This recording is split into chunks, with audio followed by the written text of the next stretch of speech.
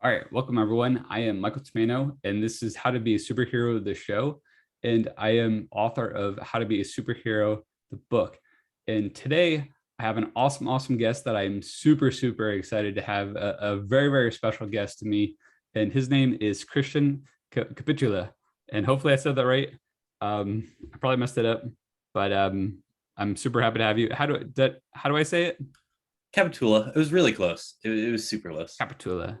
Well, I'm super excited to have you on today. And man, like this is a super blast from the past. And so please feel free to introduce yourself and tell everyone how we met. Hi. So yeah, I'm Christian. I met Mike through my high school. I think it was a sophomore, and he was invited to be our video game design teacher for after school. And myself and a handful of other people joined the club. And once people in the club realized, oh, you have to do work and make stuff, they kind of bailed. But myself and the ones who stayed and Mike, we worked on games and we did a lot of cool things that kind of kept going throughout my life and kind of culminated in where I'm at now. So yeah, I can follow up on the specifics later, but that's basically it. Mike was the person who taught me how to do things in the art world. I also want to mention too that Christian did the amazing trailer for my book. I absolutely love that trailer, and I've gotten so much positive feedback from it, and I can't thank you enough for doing that for me. Yeah, no problem. I owe you uh much for the early days.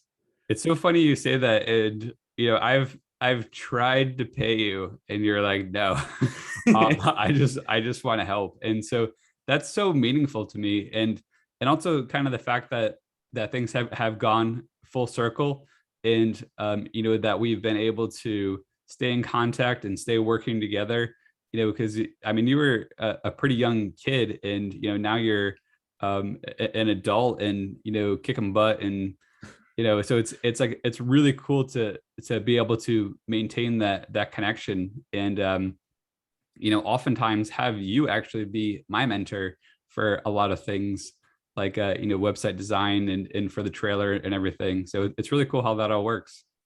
Yeah. I think I was like 15 at the time in high school. So you're right. I didn't really think about how much time it was until right now when you said that. Yeah, it's it's been a hot second, huh? it's been a few days. So would you like to tell everyone what you do? Yeah. So essentially, what I do is I'm like a technologies generalist, uh, computer science and graphic design. What I do multiple things. So I have a full time job, and I also have my side business where I can be contracted to do the same job I do for my full time. So I do graphic design work, video editing work, IT related stuff, managing sites, social media, so many things. It would take me forever to list them, but anything technology related, it's kind of like, here's a thing you're supposed to do, figure it out in like a day and you're good. Yeah. So just kind of am given a task to do that's related to computers or design in some way. And I just figure it out. I love that.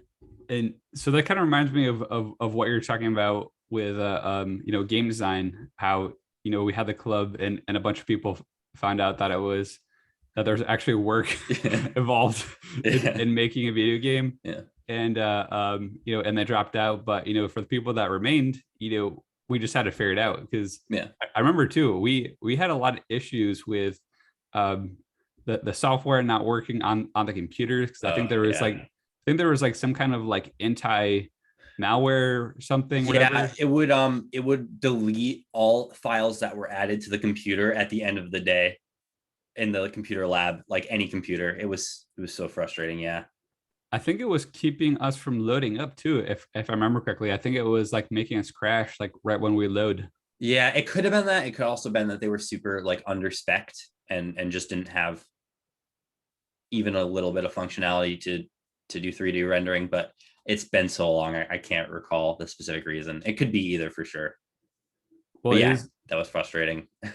it was it was pretty it was pretty neat to me. The like how we kind of just figured out another solution, which is where Yeah. we used it for our brainstorming of what to do when we got back. Mm-hmm. It was a really cool dynamic. Just planning in person at the high school and then going home and working on the plans afterwards, and then kind of updating each other as we went along. It was a cool workflow. Looking back, it was really neat what we were able to do. If you don't mind, I would like it if you would, if if you could rehash what you mentioned before the show too, about how you had all these ideas and things you wanted to do, and then Mhm. what happened when I joined in. Yeah, of course. Yeah, so before the video game club, I always loved sort of technology. I think that's such a vague thing, but I'll explain. I think I was like 6 years old, and I was on my grandmother's Windows 98, and I installed Game Maker. And I was trying to learn like game design as a kid with no information, and the internet at the time was a little bit harder to kind of like peruse to get information that you needed. So I couldn't find any super helpful guides. So on my own, I was trying to recreate iconic video game engines in this little game maker, and it was fun. I accomplished a lot, but from there I was like trying to learn how to do websites on my own. I just had a lot of fun tinkering around, but video games were kind of like this one thing that I just couldn't kind of get my head around. Just there's such a big jump that you have to make to kind of get into the video game world. So in high school, I think I was a sophomore, Mike was hired as a video game design teacher for after school. And as soon as I saw there was like maybe there's a poster up or announcement, I'm not sure how I was informed about it. I was so stoked to go. So myself and my good friend at the time showed up, and we essentially were shown this awesome kind of game engine that was used to make video games, and it kind of clicked in my head like, oh, like this is it. This is where I'm going to be able to figure this out. And sure enough, I could. And it was awesome having a teacher and a means to kind of put together something that you've been wanting to for a long time, kind of putting your ideas on metaphorical paper. In this sense, it was a super cool thing. And not only that, but be able to do it in a capacity where you feel happy with what you've done, right? So we worked on a game. Like I said, a lot of people kind of chickened out once they realized there was a decent amount of work. Like, to be a game developer, you have to do work. The people who were left put in all their heart and soul into it, and we competed against this school RPI, Rensselaer Polytechnical Institute. Is that? Yeah, I think that's how it goes. So we worked on this game called Master Chef Ogro for, it might have been a year. I don't remember how long it was. We worked on it, but we were showing it off in a showcase meant for college students. We were still in high school. And instead of feeling kind of like shame or inferiority complex that all these like older kids were showing off their work in college, we were just so stoked at how good our game ended up. While looking at everyone else, we still felt pride in what we did. It was a really cool sensation. So that experience was, in my younger years, was super, super important to me, kind of growing up and realizing like, oh, you have a goal. It starts in your head. Second, you need someone to kind of guide you on how to do it. And third, you need a canvas essentially to bring it out. And it's definitely changed how I go about any sort of problem I have. I don't think there's any big creative problem in my life that I haven't been able to figure out how to overcome by using that sort of simple guide. So sorry, that was a lot of exposition, but yeah, let me know if I missed anything. That was absolute gold. I think all that is so important, and I think that the key thing too is that you guys really pushed on. Like it was really your guys' effort. I try to kind of support you guys from the sideline, but it was really you guys pushing through. And for me, it was really exciting because um, first of all, I don't know if you remember, but Vicarious Visions is actually there, which is a local game company that they've had a lot of published games that are really popular, and they were giving you guys a lot of compliments too on your level design. I remember like they were complimenting you on the ways that you guys had the levels spaced. I don't know why that like always like stood out in my mind, but they were incredibly impressed with your guys' work, and which to me was so exciting because yeah, I mean you guys all of what like 15 or whatever, Yeah. and honestly I thought you guys had a better game than a lot of the games that were there, because uh I mean, not to go too much into this, but like a lot of them, I don't know if it was part of their requirements, but they started from scratch, like an engine from scratch, which to me isn't the best idea because why do all that work when there's lots of really viable engines out there and you can be focusing on gameplay and fun, because I would argue that your game was far more fun than anything else that was there, which you guys being high school kids versus college kids, I think is pretty cool. Yeah, I do agree with pretty much all of that. Yeah, and it shows in game design now. Like a lot of companies have kind of adopted that mindset of, oh, an engine already exists. There's no reason for us to recreate a new one when we can just adopt and adapt one that's already there. You see that with a lot of ones, a lot of games kind of adopting Unreal Engine. I can't think offhand, but you know what I mean. Yeah, That's Unreal become Unity. commonplace at the Yeah. time. Like you said, a lot of studios were trying to just make new engines for every single game, and it's not viable. So it's good to see that the industry itself has sort of adopted that mindset.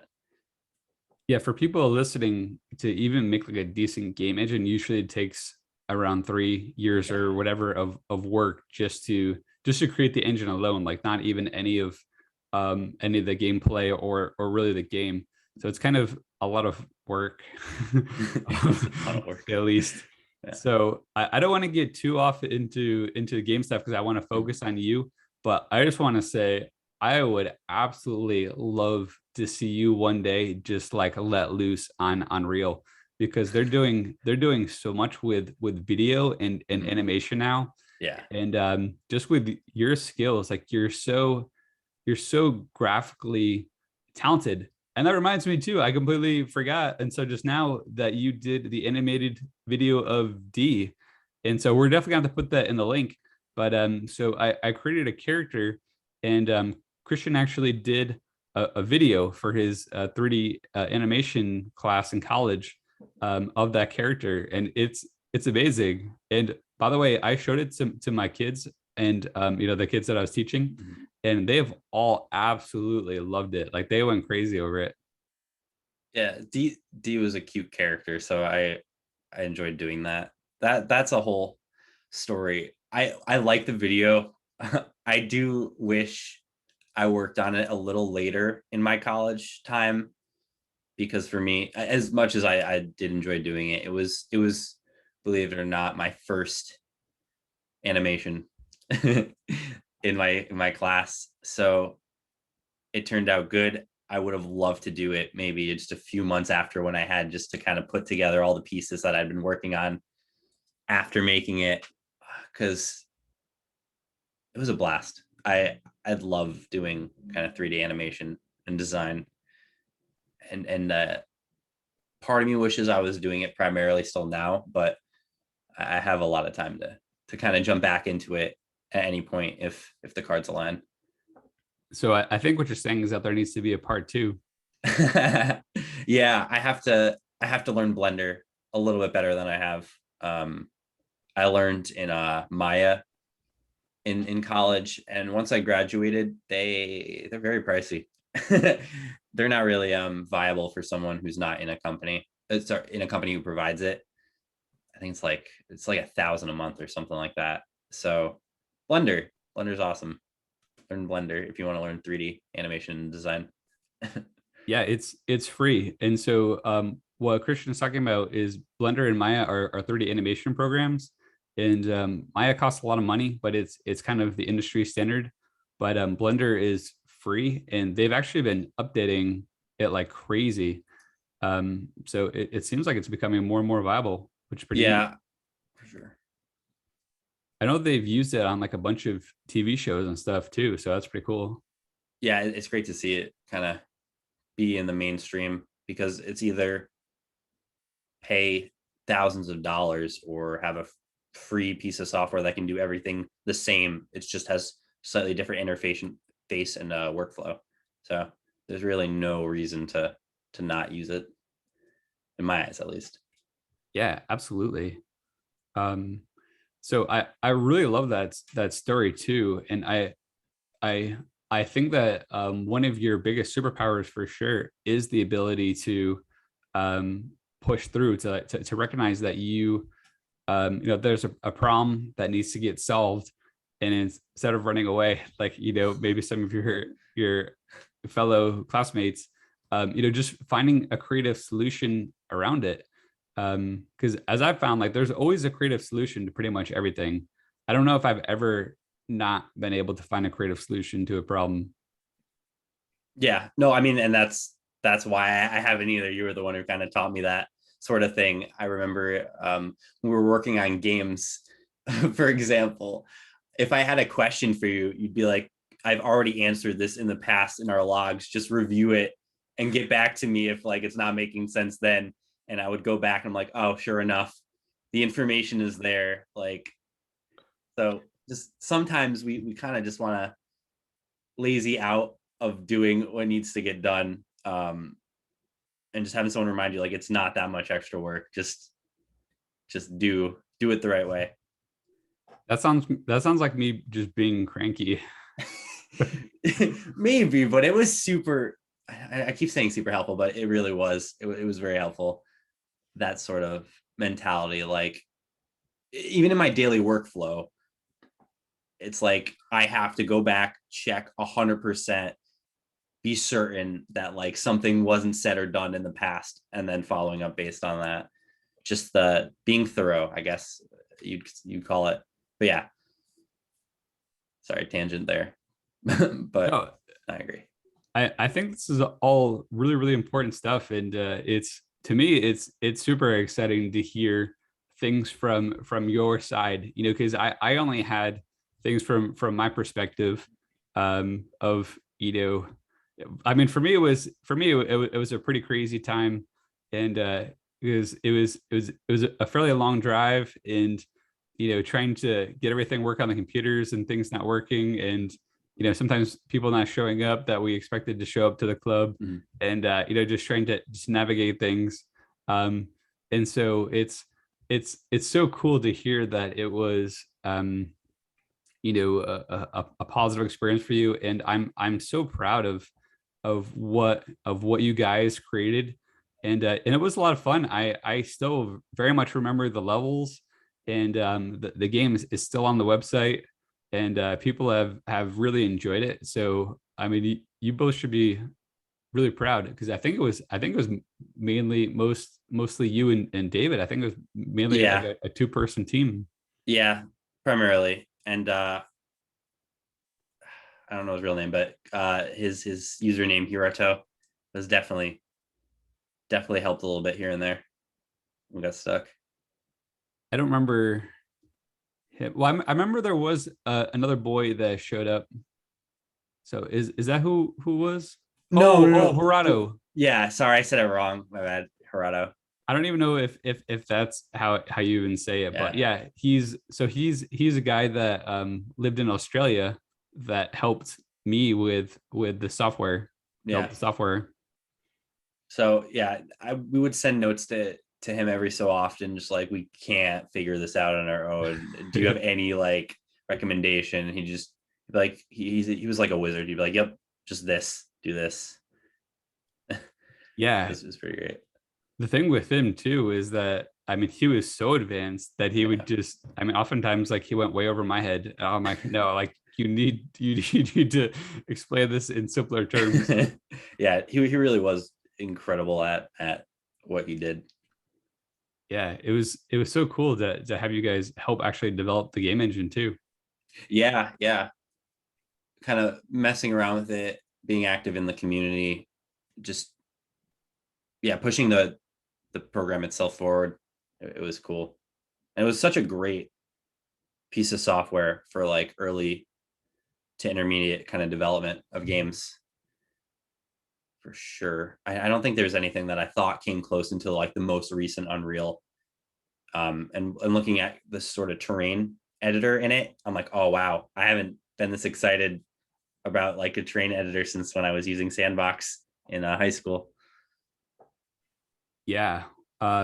This is so I'm very excited to talk to you about all this stuff. And this would probably be for a side conversation, but I'm actually really thinking about seeing if I can create some kind of translation from Sandbox to Unreal, or even just starting to do Sandbox in Unreal. Yeah, it would be really neat. I would be stoked to see that. Yeah.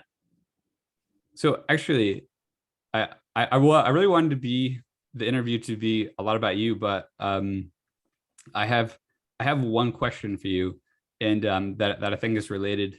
And well, one question for now. And Okay. um, um, do you think so? This is something that I struggle with a lot. Like, do you think like how do you think that video games can be helpful to people? Because sometimes like I wonder if video games are good for people, or sometimes like they're not so good for people. But there's also like there's so many shades of Yeah. video games too, and the ones that like purposely try to get you addicted, then Mhm. also the ones like Sandbox, which are about creation. Right. So it sounds like that Sandbox was really helpful for you for your life. And I guess I should just let you answer the question instead of No, no, no. making it This is super a long. conversation. It should be a conversation, not just an interview. So I'm happy to have back and forth.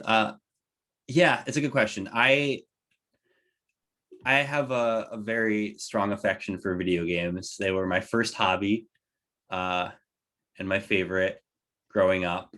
My grandmother got me a Sega Genesis when I was too young to read.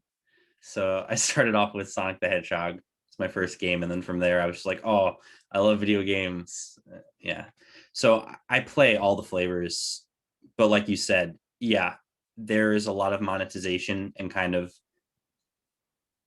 companies that focus entirely on getting people addicted and using the most toxic elements of games to make their money. And it is kind of sad to see a lot of games meant for young kids trying to get them into like gambling using real money. That is a frustrating aspect. So some gaming, yes, can certainly be harmful. Stuff like that, or say you're like an online gaming presence who you're channeling your online play out of like anger and spite, and you're just kind of being a toxic person.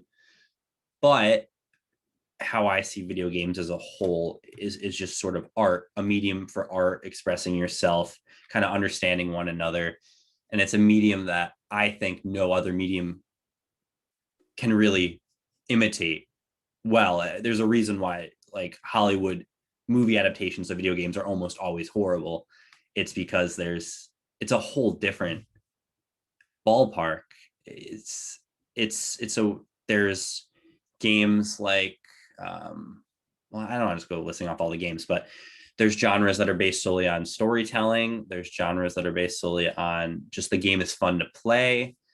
There's there's horror games that try to scare you. There's ones that try to make you kind of think about life. Even there, it's an art form, and there's high tiers of it. there's medium tiers, there's low tiers, and I think it's fine to enjoy any of those tiers. But yeah, I think any sort of game can bring something to the table if the people working on it care about it a lot. Yeah, I see it as a group effort art form, just like any other, I guess. Awesome. That was a beautiful answer. Oh, thanks. So I really think that you have tremendous superpowers with so we have definitely tenacity in being able to find creative workarounds, which I think is huge. Um, and just to add to that, I've actually seen so many games, well, especially like mods. Like when I first started out, there were so many mods that I thought were really cool. And so mod is just modification, where you take a game and modify it. So my first project was a modification of Doom 3. And I saw so many mods just shut down because they couldn't figure out like how to like get one thing done. Like one which was like really cool was like it was like a Star Wars battle in Doom 3. And they couldn't find an animator. And so they just like, all right, well, we can't find an animator, like we're just gonna stop. It's just use a placeholder. Like why, like Yeah. I don't understand like why you end like a whole project just because you couldn't find an animator. So I think it's like such a huge superpower to be able to find a creative workaround and not give up just because something isn't going your way. Mm-hmm.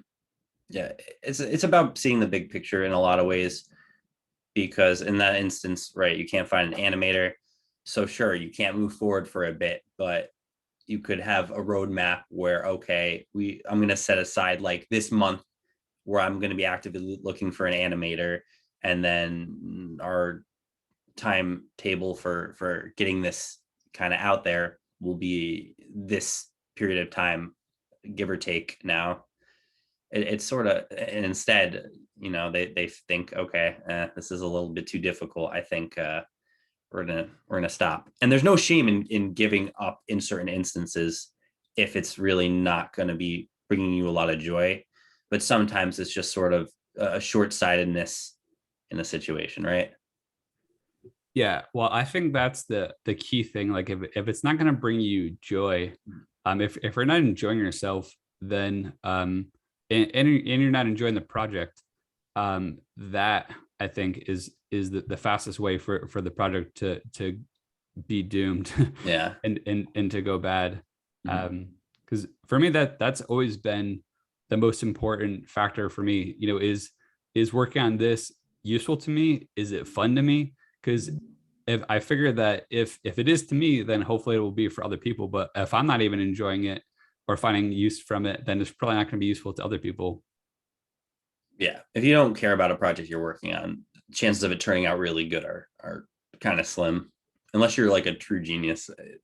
This probably not going to happen.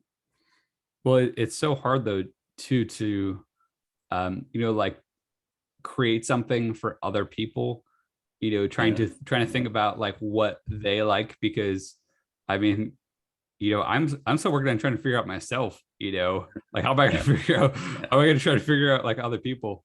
Yeah. Like that's hard enough work. But I was thinking like, even with that Star Wars mod, like I mean they could have literally had just boxes with lightsabers, just like going at each other and like still made it fun, Yeah. until they found the animator.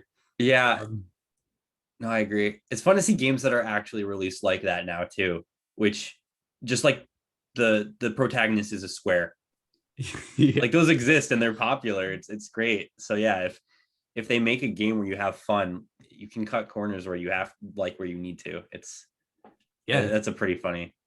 That's a good example, because that's a thing that has happened and it's worked. I think Minecraft is the perfect example. I mean, when I Yeah. first saw that game, this was like at the height of, I think, like Unreal 3 or 4, Yeah, where like, yeah. They're trying to push the realism in games as hard as they can go. Yeah, when Minecraft yeah, pops up. and all of a sudden Minecraft pops up and there's like little block people walking around, and building with blocks. And I was like, it's like, what on earth is this? And I'm Yeah. definitely gameplay over visuals, but like, even Yeah. for me, I was like, wow, this is like really going hardcore retro or whatever. Mhm. And it's super interesting. Yeah, it kind of shows like once you have like a really satisfying gameplay loop situation, people will just want to keep playing regardless of how it looks. It's sort of about just having fun, the journey, maybe the daily joy it brings. It's different than a lot of other games in that way. And I think it was sort of like maybe a renaissance of kind of fun over realism for a little bit. I think it kind of shook up that market, and I think a lot of people who make maybe indie games or games that don't fit like the stereotype for what kind of AAA games are, I feel like they were inspired by Minecraft. I think you hit the nail on the head too with the gameplay loop. I've that's really something that I've tried to push. Is I think the gameplay is so much more important than the graphics. Yeah. Like the graphics, like it's I mean, I guess it's nice when things look good, but if the game isn't fun to play, then people aren't really generally going to want to play it for Right. very long. Yeah, right. No, that's 100% true. Really beautiful game is still going to disappear kind of into obscurity if people aren't playing it, you know. So, yeah, I agree. Awesome. And so I would like to, well, I should say, I would love to know a little bit more about how you became such an amazing video editor and graphic artist, because you are incredible. I'm all right, but thank you. Yeah, I mean, part of it is I went to college and away to college, and it was cool having a dedicated lab for editing and such. Uh, I went to 2 year community college for my first 2 years, and it was a great college, super well funded, a lot of stuff, but you didn't have like an overnight lab where just at any point in time you could go there, work on it, a bunch of high powered computers and devices, and people around you to work with and such. So the experience of being able to be in like access to a 24-hour lab with friends also being in your major, that was super formative. There's so many nights I can recall where I'm with a few friends and we're just in the computer lab when there's a projector in the front and we have like Pokemon playing or something to entertain us while we're trying to figure stuff out at like 1 a.m. on a Thursday. Just the ability, so you have the what you want to do, and now you have kind of the place where you can do it, and that having that ability that made me want to be there working. It wasn't me working there like, oh no, I have a like a deadline coming up. I gotta like cram this in. It's me like, oh, this is so great. I'm up at 1 a.m. on a Thursday because I want to. And there are other people there too because they really want to learn this and it they love it. And that sort of experience of seeing a hobby slash career that you want to do also being sort of like a joy slash passion. I feel like that's where I got most of my chops. Like I worked on everything beforehand. Like I was trying to be self-taught in a lot of ways, but once I had kind of like the playground to work with, I feel like that's where I went the next level. So the period of time I was there and able to work at my craft every day, I think that was the most useful period of my time to get where I am creatively. Awesome. So it sounds like too that a big part of it was being able to find a community. Mm-hmm. Oh, for sure. Yeah, that was a huge part. Never not having that earlier in my life, except for the video game club that we had. Like every time I'm surrounded by people working on a similar thing, it creates like this whole other mental environment where you want to be working harder and everything feels just more gratifying that you do. It certainly the sense of community is a huge aspect of creative work. Awesome. It's so cool to see how you have such a strong drive in all these areas that you are passionate about. It's really fun to hear about. Yeah, I just like things. It's hard to say. Like while I'm critical of things, sometimes I don't like to focus on that too much. I just like to have fun. So I like to find things that I think are amazing. And I like to just kind of delve right into it and kind of immerse myself. And there's just so much out there. I want to kind of experience as much as I can and enjoy as much as I can. So that is, it made me think too that I think one of your superpowers is the fact that you don't restrict yourself. Like I think a lot of people, like they have like interest in different areas, but they say, oh well, I can't do that, or that would be too difficult, or you know what I mean. And so they limit themselves, and you have like that limiter is just like smashed off, and you're just like whatever. Like I might not be that good at this or that, or whatever, like starting out, but I'm gonna learn it. I'm just Yeah. gonna try it. Yeah. No, I think you're right. I feel weird like tooting my own horn now, but I that is true. Like I was, for example, singing. I was terrible at singing, but I really wanted to do it. I had no natural gift for singing, like none. I'm not being what's the word? Whatever. I wasn't good. So I took lessons for a period of time and worked at that. Uh, and that's just a random thing. Guitar, like, I want to get good at. There's just so many different things I wanted to do, and yeah, I just kind of I don't even know what the idiom would be. I kind of just go at it. I just want to do things, and I just do them. Yeah, You just attack it, and I think that's such a good lesson for everyone listening. That really, if there's anything that you want to do, like there's hardly anything that's off the table. yeah. Oh, and just to throw this out there, I was bad at everything I did from the get go. I was never like, oh wow, I'm so good at this. This is great. I don't think there's a single talent that I have now that I was good at in the past. I think it was just a love of doing something followed by repetition of doing that. And then all of a sudden you realize like, oh, okay, I'm actually good at this now. This is satisfying. I completely relate. Um, I am absolutely awful at pretty much everything, and everything that I've like become decent at, it was because I just I just kept trying, Yeah. and I didn't stop. Yeah. That's the way to do it. I mean, I have met people who I feel are just have natural talents, and it's great that they know that and then use those talents. But also for a lot of people, that's not the case. And yeah, it's about perseverance. Yeah, and I think sometimes that can even take people farther than the ones that are naturally Mhm. talented. For sure. Because unfortunately, a lot of naturally talented people think, oh well, like I'm really good at this. Like I don't really need to like push it anymore, and which is unfortunate. Um, because they could go so far with it. But I've just seen so many times where people that started off, far less talented than others, just because of sheer perseverance, ended up being, far beyond the people that were talented. No doubt. Yeah, you can see that.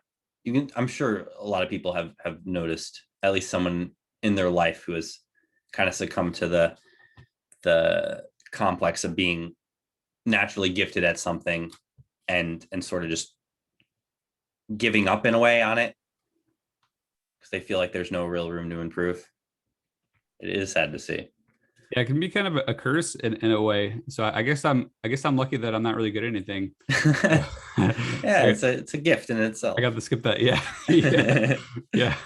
Um, yeah. Oh, and so I really like the quote too, that every master begins a fool, because I know that definitely applies to me. It applies to me too. Yeah, I think I think I've broken at least one computer in my life trying to learn computer science on my own when I was younger. So it Yeah, I was a fool early on, trying to figure stuff out on my own, and eventually with hard work and maybe people around you who are better acquainted, you can upgrade to the master. Absolutely. I would definitely say that you are a master of quite a few things. And it makes me so proud to see how far you've come from, being a young kid. And I'm just so excited for you and your future. And I think that your singing is absolutely amazing. I was blown away, like when I first saw you post on Facebook about it, and I really hope that you continue it. Yeah, I thank you. I appreciate it. I want to. I'm working at it. I have only been posting covers, but I do have my own music. I just have a worry when I release it. I'm like, I don't want it to not be good. So I keep postponing stuff like that. But then covers, I don't feel bad because I do it in one go and then post it. There's no work involved. So I don't feel bad if people don't like it. Whereas there's this sort of presence behind like a creative work, original creative work that you've put uh, a lot of effort into, and the fear of maybe rejection in that sense. But I've gotten over that recently. So music stuff that's original should be coming out within the next month or so, I would say. I'm gonna hold you to that. Yeah, you better. We have it on video. Yeah, of course. But yeah, I'm pretty far along with a few tracks that I'm going to release, and then some of my backlog that I just kind of put on the back burner because I was afraid of it not being liked. I'll probably get those out there too shortly after. Yeah. Well, I mean, anytime that you start a new project, that's always the scary thing. And I mean, even for me doing this show, I've been terrified of, is anyone gonna like it? Are people gonna hate it? Is it gonna not be well received? Is it gonna get lots of dislikes? And one quote that really helped me is that the greatest effort is not concerned with results. Mm-hmm. um, and just really like keeping that in mind and realizing that the show is more about like getting to show people like you, like my appreciation for having you in my life, because I am so appreciative of having you in my life and having gotten to meet you. I mean, what a treat to be able to reconnect with you.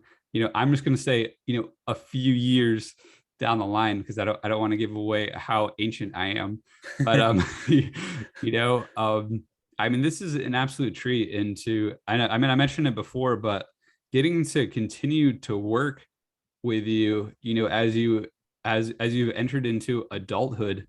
And I mean, it's just, for me, it's so exciting and so rewarding. And um it's, for me, it's like I don't think there's anything actually more rewarding.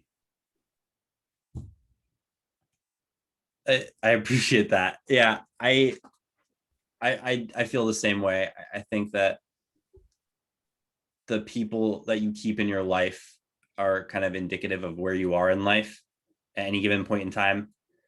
And Hmm. yeah, you've always been kind of going at whatever you've wanted to do. So yeah, of course we're gonna keep in contact. I just feel like we're both sort of in similar places in our life in what we're trying to kind of accomplish and where we're trying to go. I you are very good at wording concepts that I would say are a little bit more profound, because I'm very, well, it really is, like, in my opinion, and my voice just cracked a little bit, but it really is like, this is like really important stuff. I think, it sounds simple, but it's almost kind of like the keys to the castle, like these ideas, I think, just really unlock everything. Yeah,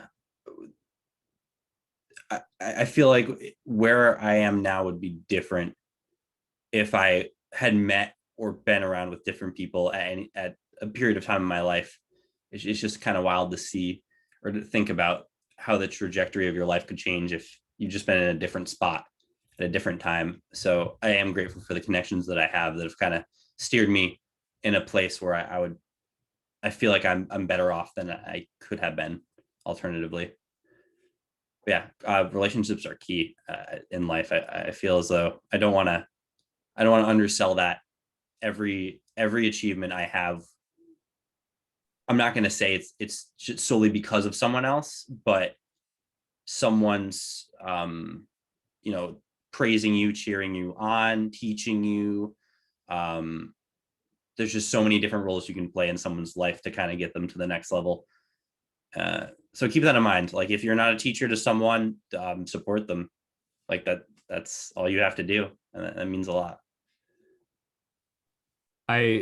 Again, these points are so key. And so I'm actually really realizing recently how important relationships are, because I've been pretty bad about it, especially, with COVID, and everyone kind of withdrawing, and, believe it or not, I'm actually an introvert. And so, I'm generally kind of fine, like just by myself, or at least I think I'm fine. And, and then I lose track of those connections and those relationships. And, I don't realize how important they are, and they really are so important. And so, well, that's one reason why I'm really excited about doing the show. So I can, it's a great way to help recreate new relationships and, rekindle old relationships. Yeah, I could see that. Certainly. That must be pretty fun. How do you go about picking your guests? If I could throw a question to you, I'm kind of curious. So really now it's because there's actually so many people that want to come on the show, which is really cool. But the way that I'm picking the guests now is people that I want to have on the show to thank them. So it's people that have been really special to me in my life, and that I'm really excited to have them on so I can show them my appreciation and what an amazing human being I think they are, like you. And so also, that they have the ability to, if they ever forget how awesome they are, that they can just rewatch the video. Yeah, that's nice. I like that. I like that reason. Simple, it's sweet. I like it. Well, it's crazy too, because well, it's crazy to me because as I'm thinking about, who do I have to thank, like, who should I have on this show, is it, at first, like, I thought like maybe it'd just be like maybe like a handful of people, and then I realized, wow, there are so many people in my life that have made such a huge difference and a huge positive impact. Like it's incredible, and being able to really thank those people, I mean, for me is a real treat. Yeah, that's definitely where I see myself in life right now. I kind of came to that realization. I won't say recently, but fairly recently. And it's just sort of, I feel as though, and this isn't like I don't feel as an obligation I have per se, but I just want to. I kind of feel like I want to. I wouldn't say it's paying people back, but at least, like you said, kind of showing gratitude towards them, for what they've done for you in your life. You're so focused on life, you kind of forget all the things sometimes that people have done for you in some way that have profoundly impacted you going on, and you're kind of doing something day to day that you don't realize is because of someone else. Essentially, in anything, it could be just like your taste in music, like was your friend you had like a decade ago who brought you into the scene, who maybe you haven't talked to in a couple of years, or someone who you spent like every night for a couple of years working on your artwork together because you were both pursuing the same kind of career path. Just people like that, and just kind of reflecting and maybe reaching out to them again should you feel the desire to, and kind of thanking them and maybe you don't rekindle sort of like the daily relationships you had with them, but at least letting them know that you appreciate the time spent with them, and should they have time, you'd love to, continue the relationship to some extent, right? Completely agree. I've been finding for me that it is like really rewarding to tell people like my appreciation, because I think sometimes like it's a little bit hard too, because it's almost like a little bit of like vulnerability. And so kind of I've been working on like just getting past that. And you like it feels like so freeing to like really tell people like how much I appreciate them. And a lot of times people in response are super happy, and it brightens up their day. And some people have actually not really responded too much. And in this, like a lot of it was just like over Facebook. And I did that gratitude video recently, which like when I recorded that, it just felt absolutely amazing and just so liberating. And I figure, like even the people that don't respond, they can always check out the video at their convenience. Maybe they're at a rough point in their life or whatever. Like the most important thing is just being able to express that. Yeah, for sure. And I even have that video in my browser on my as a tab still up. I'm keeping it there for reference when needed. Oh, awesome. Yeah. So that maybe in general, it would make me so happy if like you're ever, feeling a little bit blue or whatever, it's if to watch that video, and hopefully it cheers you up, or this video that we're recording. Because I mean, you really are just an incredible human being. And um, I hope you don't ever forget that. I wanna be the best. So I'm trying. I'm trying. Thank you. No, I do really appreciate all the kind words Well, there. Yeah, I don't really have anything else to add on that. Sorry. I know it's kind of it's actually almost somewhat entertaining sometimes with like when I say like nice things to people like that. Well, actually maybe it's even kind of sad in a way, but like a lot of times like they don't know how to take it, because like they don't know how to react, because sadly it seems like a lot of times like people don't say nice things about each other. um and for me, I just realized that it seems like a lot of people are quick to say like mean things about other people, and like really focus on like maybe weaknesses or deficiencies in other people. And so I want to do just the opposite. Like I want to be quick to say nice things about people. Like if something pops in my head, where someone did something awesome or did something cool, or did something nice, to just mention that right away, and to like really focus on what the positives are. And yeah. Yeah, I was one of those people for a decent period of my life, and I had more vocal friends who weren't worried about saying what was on their mind, and they're like, hey, when you kind of brush off compliments, you think you're being modest, but like you're insulting us. Like it feels bad to like talk nicely about a person. And they're like, no, no, it's bad. Don't talk nicely about me.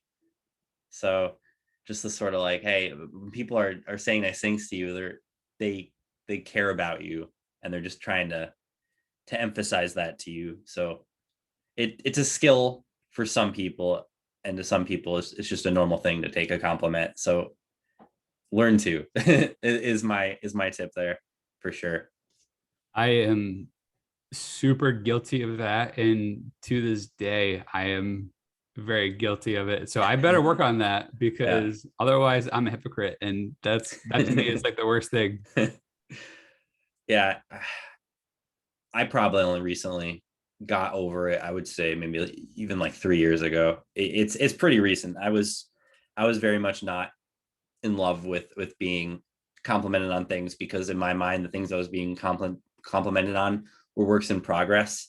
So I felt like, hey, it's not fair to kind of review something about me before it's complete, right? I kind of was in that mentality. But instead I view it more as like kind of cheering you on more so than a review of yourself or a facet of yourself. Yeah, I agree. It's I think a lot of times it's, being able to see the potential in another person. It's like, wow, like they're creating something really cool. Like, like it's obvious that they're going to create something even neater. You know what I mean? Like that they're on a Yeah. great track. Like let's support them. Yeah, for sure. Yeah, and there's a lot of maybe like game developers or artists that I'm following that I just know from what they've done so far they're going to be doing even greater, and it's fun to kind of follow them down that road. Yeah, and sometimes even just hearing like that little compliment of, I know for me, like this is really cool, like you're doing a great job. It kind of it gives me a little bit of extra push and Mhm. motivation to continue things, because it's like, wow, like like there's something to this maybe. Yeah, it's almost like magical when someone else is able to kind of reignite a fire that you maybe have been letting die a little bit, and not to like blame anyone, of course. uh but it's really neat to see how kind of like inspired someone can get just from a single talk they have with another person in an aspect of their life that maybe they've neglected just because they've gotten tired of it because they haven't had anyone to really kind of push them in a positive way. It's I feel like you're speaking right to me with that. In Sandbox, there was actually recently a really nice review, or a comment, I mean, on like one of the YouTube videos about how like the kid would make levels for his older brother, and like his father would sit behind him and like listen to the music of Sandbox.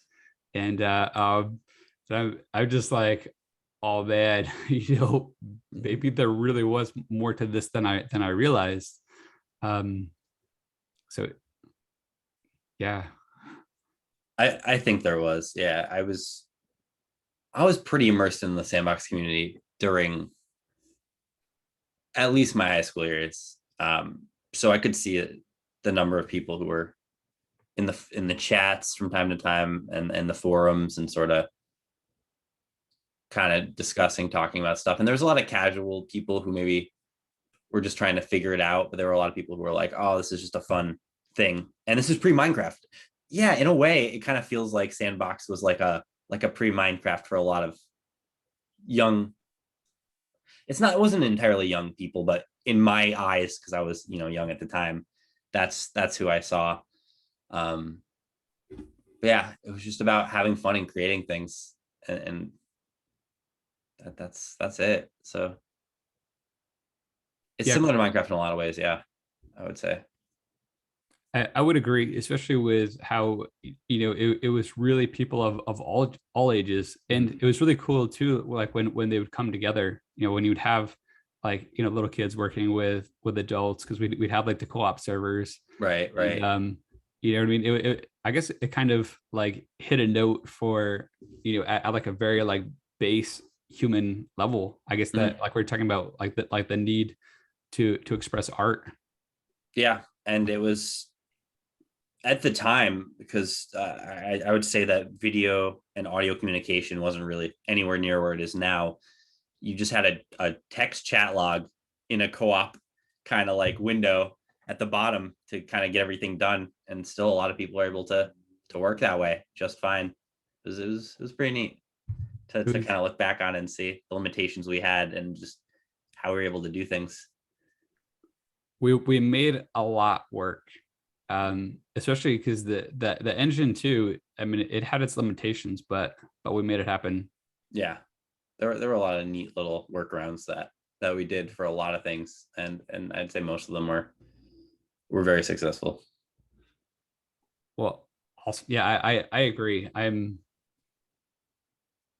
very happy with all that. And um I'm very much thinking that maybe there needs to be a round two. Yeah, yeah. It'd be neat to see. I know that I'm not sure if you're familiar with Sony's Dreams, that game. Okay, so Dreams is essentially a game maker on the PlayStation. So the idea, and feel free to YouTube it after, it's a really neat idea. It's just a community of people playing on Sony's and creating games for each other, like short games of their own. Um, it's just a cool concept to see people who just want to make games and just share it. So that's probably one of the only examples of that sort of thing existing in recent days. So yeah, I would like to see Sandbox make a resurgence, just because when I see people making things in Dreams, it feels really cool. It's like, whoa, this person really cared about this thing. They're really talented. I'd love to see, what they do with the ability to like release the standalone game, on their own at some point. Yeah, and a lot of times too, even if you're just doing those games, it's actually huge for your resume for getting in as a game developer to different companies, or or even opening the doors to other things. Because I always thought that it was really interesting that my leading the Doom 3 mod is actually, it was like a big factor in me getting the job for the working in childcare. Like, so being the before and after school director for like kids that were like K-5. Yeah. Like that was like one of the things, is that they wanted an example of me in a leadership role. So I just find it funny that a modification that's probably like easily like one of the most violent games ever. Yeah. And it's violence against demons, but it's Right. like really violent, and is what helped me work with sweet little innocent like kindergartners that are running around. But you know what I mean? So like just having an accomplished project period like just opens up so many doors. For sure. I love that example. That's so good. And the recent Doom games have been good as well. I'm just throwing that out there. I don't know if you've tried any of them. They're pretty fun. I haven't played them, but I guess I'll get this on air. But I don't know if you noticed that there was actually some similarities to the mod. Oh, I did. Yeah, they're using some of that as inspiration. Yeah, I saw.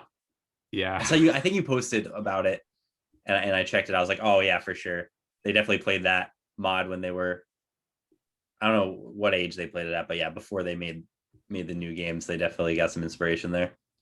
Yeah, that's pretty cool. I wish they would, I would love to hear from them a little bit about it. But Yeah, it would have been nice, huh? But it is what it is. I mean, I guess I'm glad they enjoyed the experience. And and I didn't even know, because I haven't played the games. And I just had a friend that was like, hey, this is just like Last Man Standing.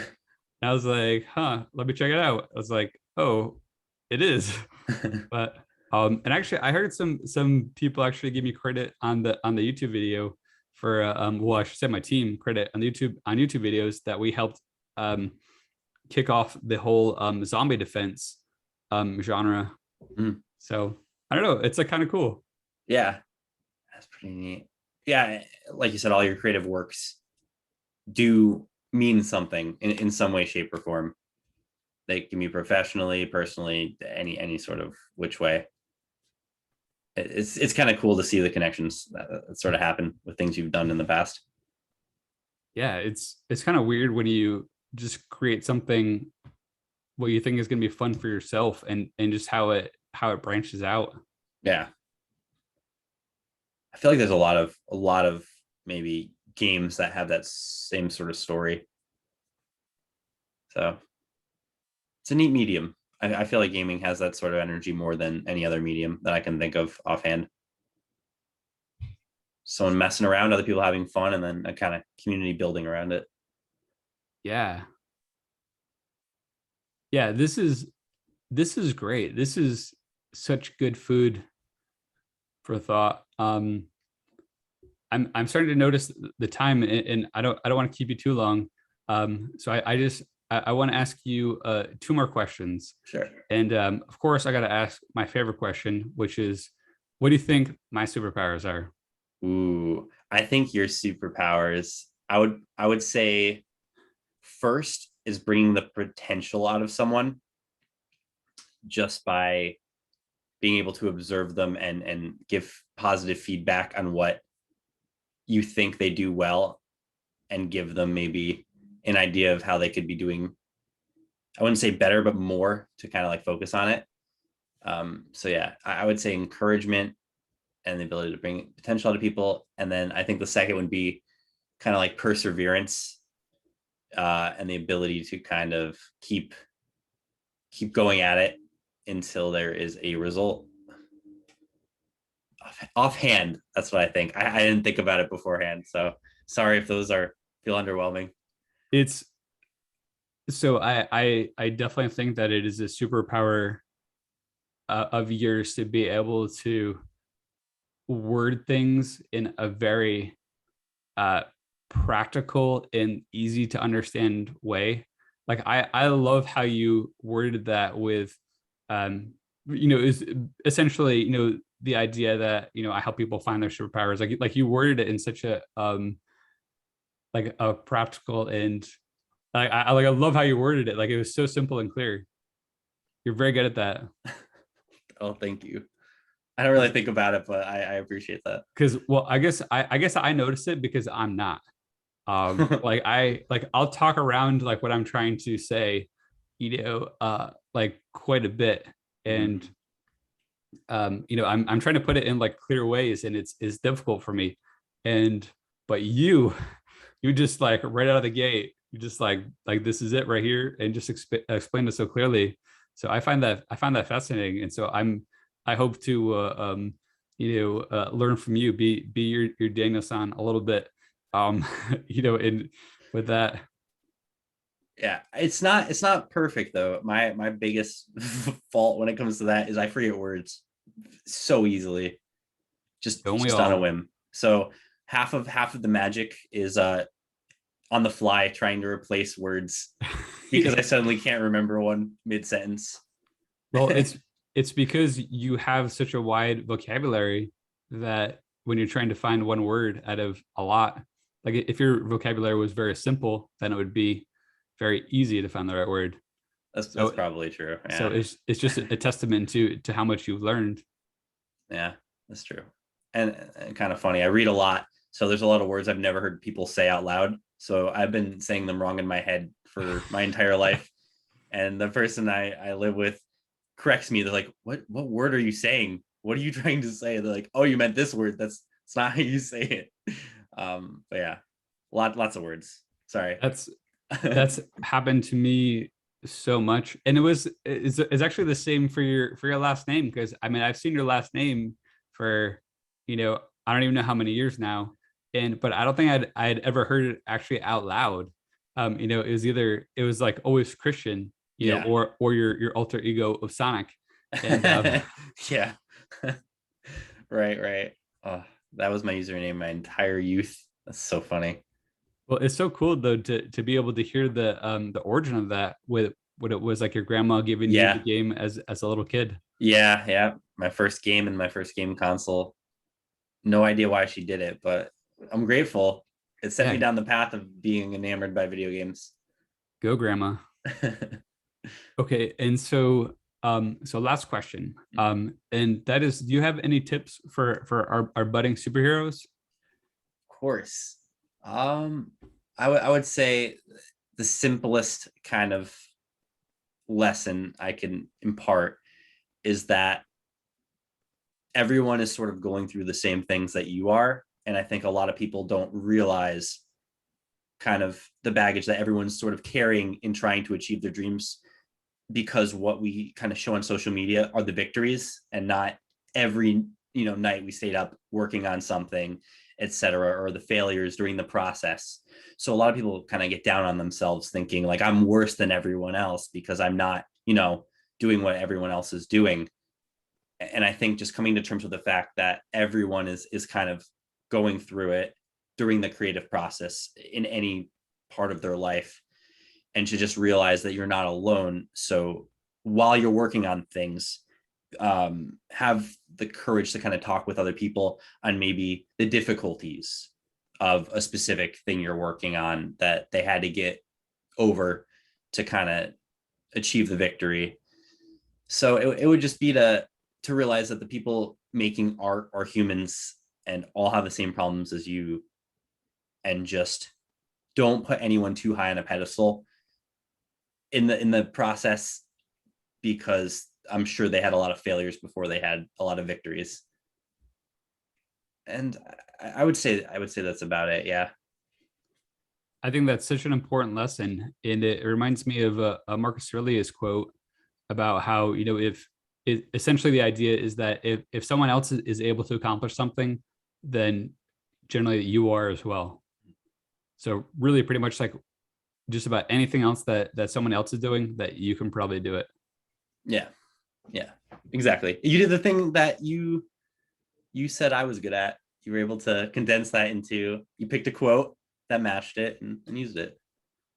You're doing it. I'm getting better. You're a great inspiration. Yeah, brevity is definitely not my forte, but I think I'm getting better. And yeah. Well, Christian, it has been an absolute pleasure to have you on today. Um, I can't thank you enough for coming on with your crazy schedule. And I mean, this is, I probably sound like a broken record, and I hope I sound like a broken record.